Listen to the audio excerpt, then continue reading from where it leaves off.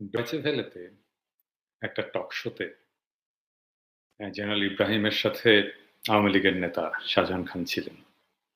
তিনি বলেছেন যে জিয়াউর রহমানই একমাত্র সেক্টর কমান্ডার যিনি মাঠের যুদ্ধে অংশ নেননি।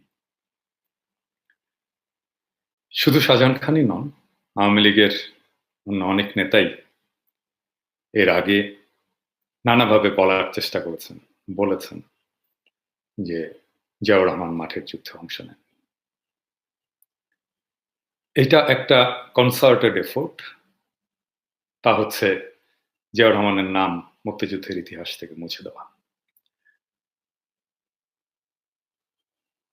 জিয়াউর রহমান এবং জেড ফোর্সের মুক্তিযুদ্ধে বীরত্ব, লড়াই, সংগ্রাম তা অনেক জায়গাতেই লিপিবদ্ধ আছে। সেটা নিশ্চয়ই আমরা দেখতে পারবো, কিন্তু